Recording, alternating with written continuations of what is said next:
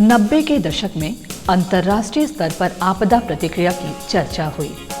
कुछ सुझाव भी आए जिसे यूएन द्वारा अपनाया भी गया। इसी अवधि के दौरान भारत ने 1999 में उड़ीसा सुपर साइक्लोन, 2001 में गुजरात भूकंप और 2004 में हिंद महासागर सुनामी जैसी कुछ गंभीर आपदाओं का सामना किया। इसके बाद एक व्यापक आपदा प्रबंधन की परिकल्पना की गई और 26 दिसंबर 2005 को आपदा प्रबंधन अधिनियम पारित किया गया और राष्ट्रीय आपदा प्रबंधन प्राधिकरण का गठन किया गया। प्राकृतिक और मानव निर्मित आपदाओं से बचाव के लिए 18 जनवरी 2006 में 8 बटालियन के साथ राष्ट्रीय आपदा मोचन बल अर्थात एनडीआरएफ का गठन किया गया। आज देश में एनडीआरएफ की कुल 16 बटालियन राष्ट्र सेवा में समर्पित हैं। 2006 में एनडीआरएफ के 8 बटालियन के साथ स्थापना की गई। कालांतर में ये 8 बटालियन 12 बटालियन में परिवर्तित हुई और उसके बाद आज की तारीख में 16 बटालियन पूरे देश के आपदाओं से लड़ने के लिए तैनात हैं।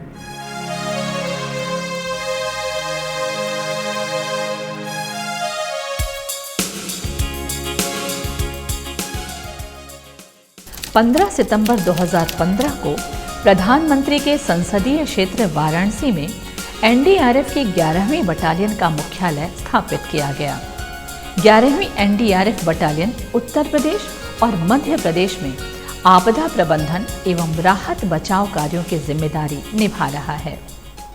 इस बटालियन का जिम्मेवारी का इलाका 42 जिले उत्तर प्रदेश और 47 जिले मध्य प्रदेश इस बटालियन की जिम्मेवारी के इलाके में आते हैं। किसी तरीके की भी जो आपदा होती है, चाहे वो मानव जनित है या प्राकृतिक आपदा है, उससे लड़ने के लिए इस बटालियन को जिम्मेवारी दी गई है और हम इस कार्य को बखूबी अंजाम दे रहे हैं।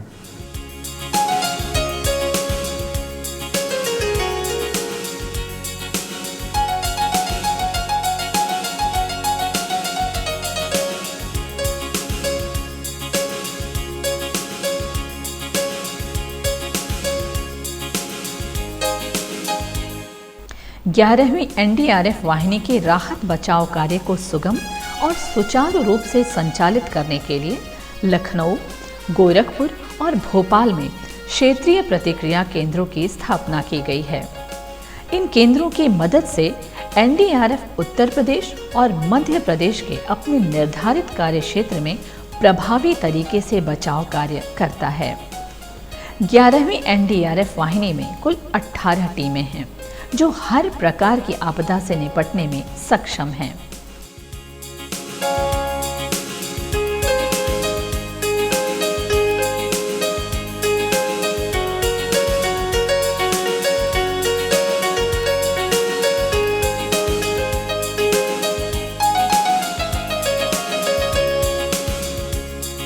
एनडीआरएफ विभिन्न क्षेत्रों में बचाव कार्य करने में पारंगत है, जैसे एमएफआर मेडिकल फर्स्ट रिस्पॉन्डर जिसमें घायलों को प्राथमिक उपचार दिया जाता है, CSSR collapse structure search and rescue.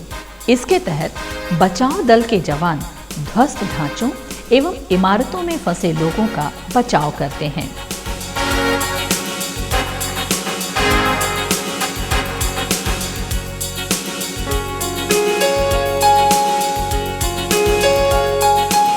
CBRN chemical, biological, radiological and nuclear से संबंधित आपदाओं से बचाव में भी इनको दक्षता हासिल है।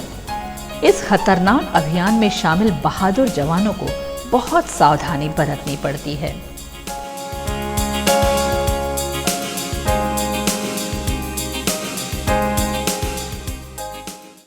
आपदाओं से निपटने के लिए एनडीआरएफ हमेशा तैयार रहती है। इसी तरह की आपदाओं में एक CBRN की आपदा भी है, जिसमें केमिकल, बायोलॉजिकल, रेडिएशन और न्यूक्लियर से संबंधित आपदा है।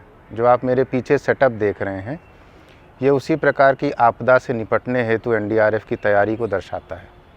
जैसे ही हमें इस तरह की CBRN से संबंधित आपदा के बारे में जानकारी मिलती है, वैसे ही हमारी अलर्ट टीम तैयार हो जाती है।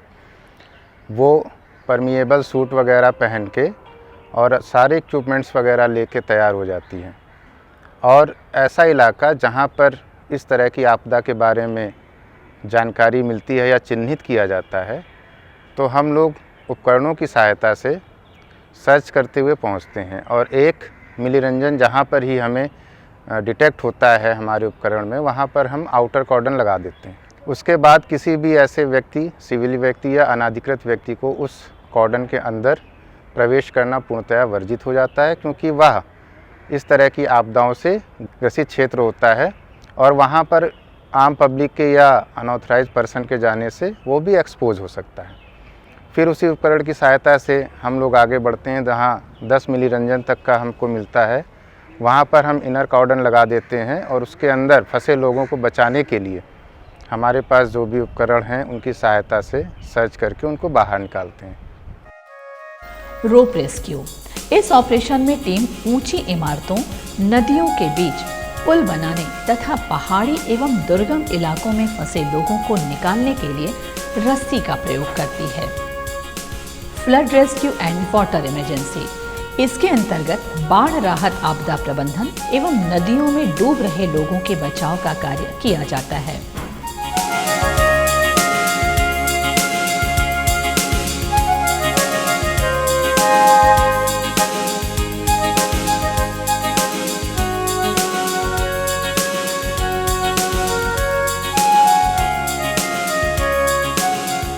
इन सभी आपदाओं से निपटने के लिए इनके पास अति आधुनिक उपकरण उपलब्ध हैं, जिनकी सहायता से एनडीआरएफ के जवान विपरीत परिस्थितियों में भी आपदा में फंसे लोगों को सुरक्षित निकाल पाते हैं। आपदाओं में हम विभिन्न प्रकार के जो इक्विपमेंट्स का प्रयोग करते हैं उसको यहाँ दर्शाया गया है। सबसे पहले circular saw, gasoline cutter, angle cutter. ये जो कटर्स हैं इसमें विभिन्न प्रकार के ब्लेड्स हम यूज़ करते हैं। Chipping hammer.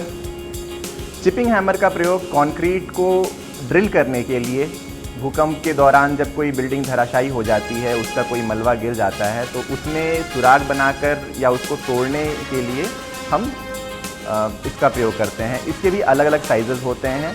किसी भी वजनी वस्तु को अगर हमें उठाना है या उसको लिफ्ट करना है तो वहाँ हम इसकी मदद से उसको उठाते हैं और फिर उसके बाद विक्टिम को निकाला जाता है। यहाँ से एमएफआर के आइटम्स का डिस्प्ले किया गया है।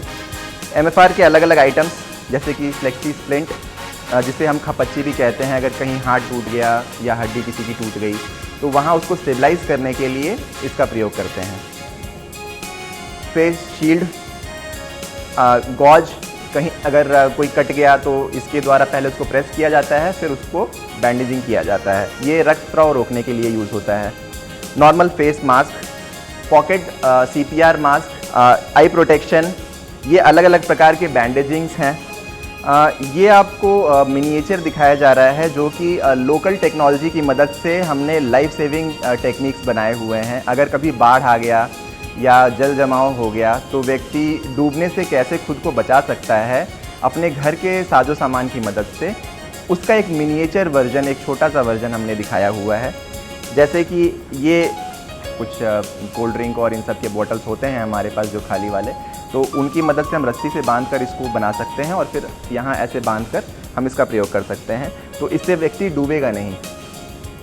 ये चारपाई राफ्ट, अगर उसका छोटा वर्जन है, हमारे पास जो चारपाई होती है उसको इस प्रकार से हम ढक के और फिर उसको नाव की तरह हम यूज़ कर सकते हैं। ये भी किसी व्यक्ति को डूबने नहीं देगा।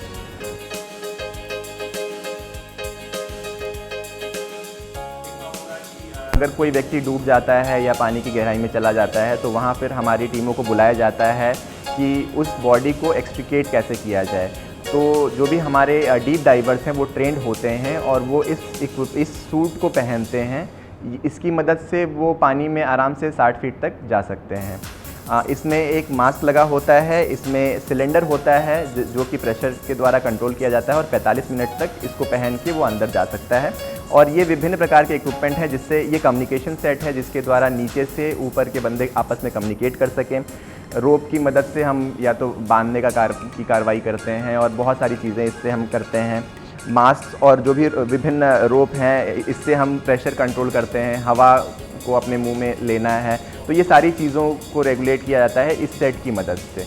11वीं एनडीआरएफ वाहिनी ने अपनी स्थापना के बाद से बहुत बड़े बड़े बचाव कार्य किए हैं, जिनमें प्रमुख हैं 2016 उज्जैन सिंहस्थ महाकुंभ, जिसमें जवानों ने 16 श्रद्धालुओं का जीवन बचाया था।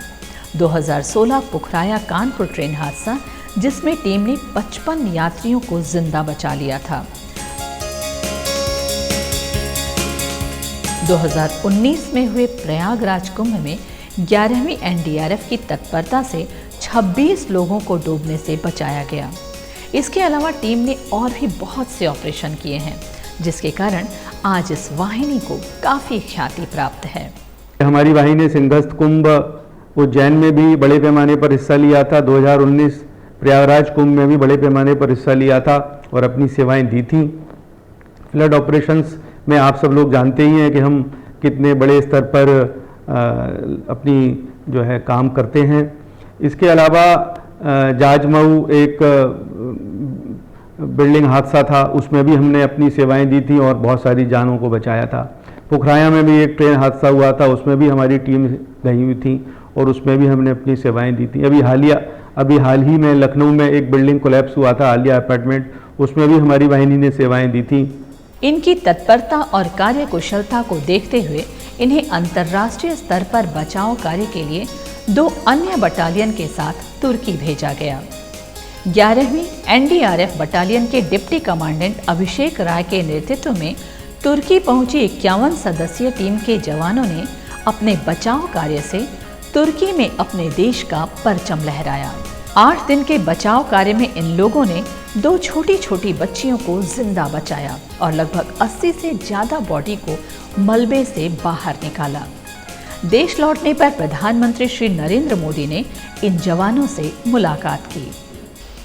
ऑपरेशन दोस्त मानवता के प्रति भारत के समर्पण और संकट में फंसे देशों की मदद के लिए तत्काल खड़े होने के हमारे कमिटमेंट को भी दर्शाता है।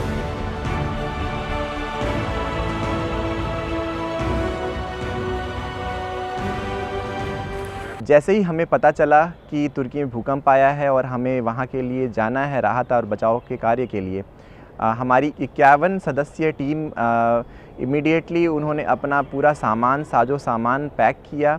जितने कटिंग टूल्स थे, भूकंप रोधी जितने हमारे पास इक्विपमेंट थे, उन सबको हमने रखा अपने साथ।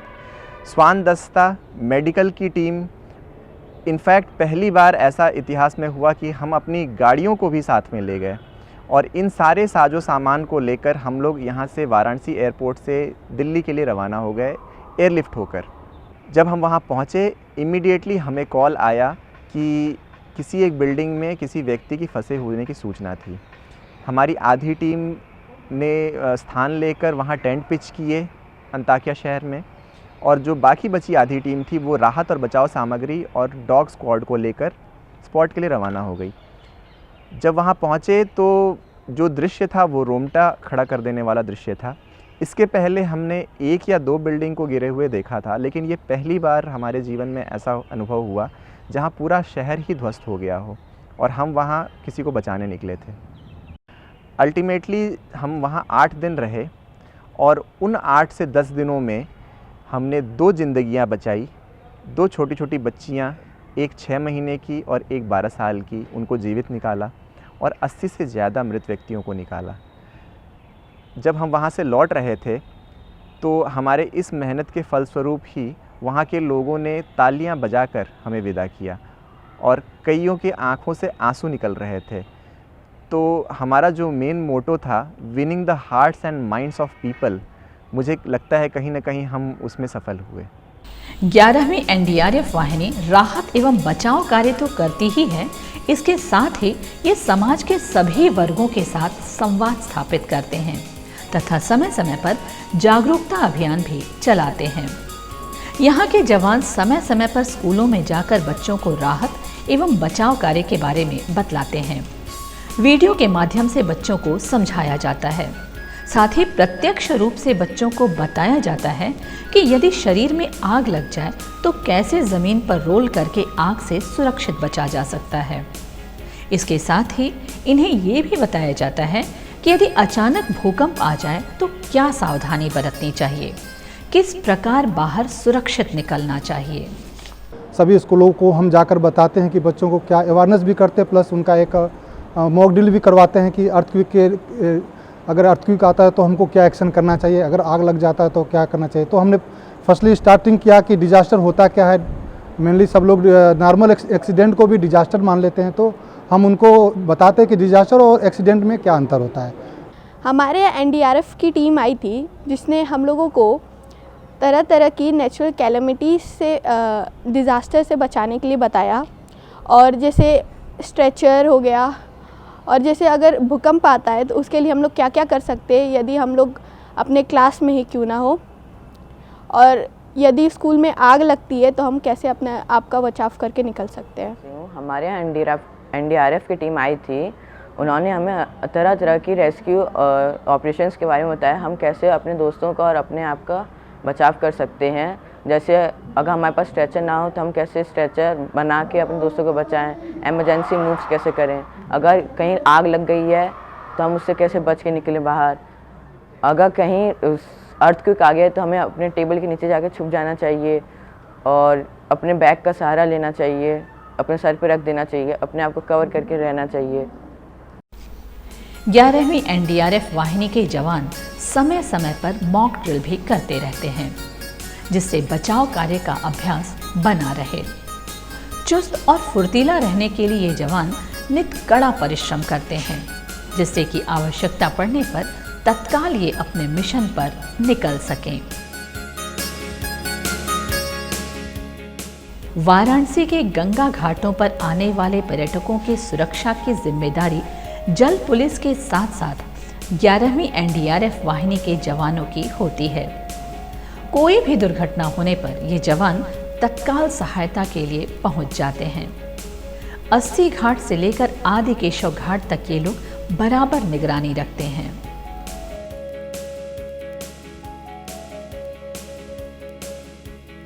गंगा नदी में राजघाट पुल के पास ये प्रतिदिन अभ्यास करते हैं। किस प्रकार डूबते व्यक्ति को बचाना है, इसका मॉक ड्रिल भी करते रहते हैं। इनकी टीम में एक डीप ड्राइवर होता है, जो गहराई तक जाकर डूबे हुए व्यक्ति को खोजकर निकाल सकता है।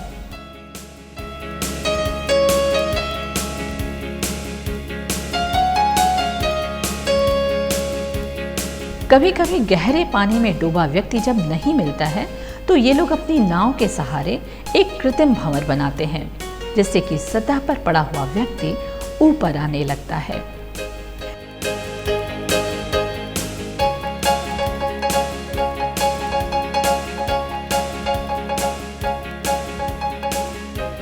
और कोई यदि व्यक्ति पानी में डूब रहा है तो स्विमिंग करते हुए या बोट से जाएंगे या स्विमिंग करते हुए जाएंगे और उनको स्विमिंग टेक्निक के थ्रू बाहर लेकर के आएंगे।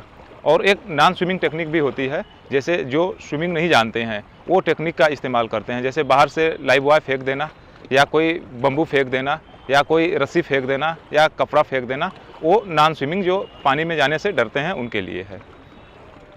और दूसरा आपको जो एक डीप डाइविंग, जब कोई विक्टिम 15-20 फीट पानी के नीचे सरफेस पे चला जाता है उस टाइम डीप डाइवर का इस्तेमाल हम करते हैं। जब डीप डाइवर सरफेस पे विक्टिम रहता है, डीप डाइवर अपना सूट पहन के और ऑक्सीजन सिलेंडर लेकर के जाता है और पानी के अंदर ढूंढता है। जब विक्टिम मिल जाता है उसको लेकर के ऊपर वापस चला आता है। तीसरा जो हम आपको एक हावरिंग प्रोसेस दिखाए थे, यानी पानी का भंवर बनाना। जब कोई भी विक्टिम, जैसे कम पानी हो, 15-20 फीट तक पानी हो, उस स्थिति में अगर विक्टिम नहीं मिलता है तब हम बोट के सहारे पानी को हावरिंग करते हैं, जैसे एक भंवर बनाते हैं। जो सरफेस पर बैठा विक्टिम होगा वो धीरे धीरे ऊपर आना शुरू हो जाता है तो वापस मिल जाता है। फिर 11वीं एनडीआरएफ वाहिनी के चौका घाट स्थित मुख्यालय परिसर में एक अत्याधुनिक कंट्रोल रूम भी बना हुआ है। ये 24 घंटे चलता रहता है। इंटरनेट, न्यूज़ चैनल या फिर फ़ोन से जैसे ही इन्हें किसी भी आपदा की सूचना मिलती है, ये तुरंत निकल पड़ते हैं। ये किसी आदेश का इंतज़ार नहीं करते।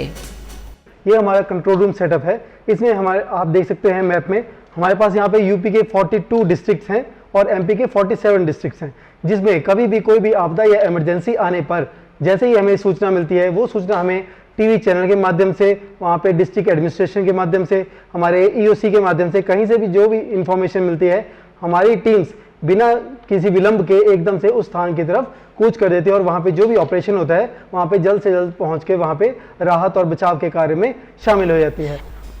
एनडीआरएफ में हर क्षेत्र के विशेषज्ञ होते हैं ताकि अगर किसी भी तरह की परिस्थिति हो तो आसानी से उसका मुकाबला किया जा सके। इस टीम में इंजीनियर, डॉक्टर, टेक्नीशियन, मेडिकल और पैरामेडिकल स्टाफ के साथ डॉग स्क्वाड विशेषज्ञ भी होते हैं। अपने कर्तव्यों के प्रति सजग 11वीं एनडीआरएफ वाहिनी के ये जवान आपदा के समय मुश्किल में फंसे लोगों के लिए आपदा के दूत बनकर प्रकट होते हैं और अपने आदर्श वाक्य आपदा सेवा सदैव सर्वत्र की सार्थकता को मूर्त रूप प्रदान करते हैं।